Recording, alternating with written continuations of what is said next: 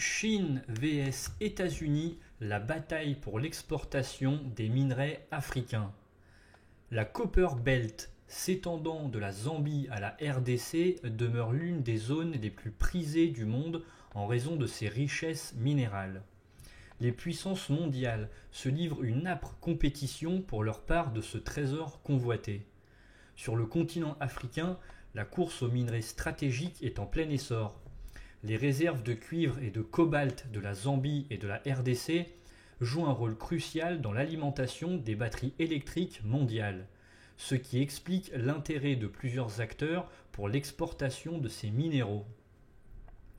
D'un côté, la Chine mise sur la côte est africaine pour l'acheminement des minerais.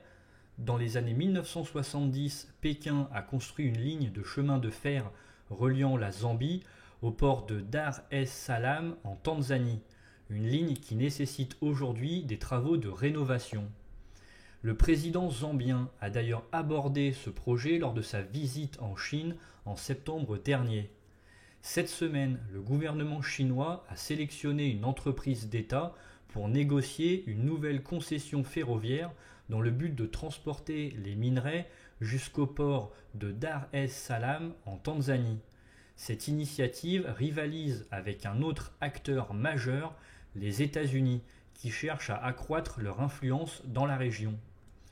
D'autre part, sur la côte ouest africaine, les Américains et les Européens s'activent pour mettre en place le projet du corridor de Lobito.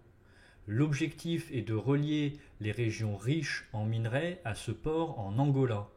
Les États-Unis sont déterminés à progresser rapidement dans cette entreprise et ne dissimulent pas leur intention de rivaliser avec la Chine dans la région. Merci à tous et à toutes d'avoir suivi cette vidéo, j'espère que vous l'avez appréciée, n'hésitez pas à me le faire savoir dans la section commentaires. Vous pouvez partager, liker, vous abonner à la chaîne YouTube si vous appréciez mon contenu et que vous souhaitez me soutenir, à activer la cloche des notifications pour être au courant de chaque nouvelle vidéo. Bonne journée à tous et à toutes, à la prochaine.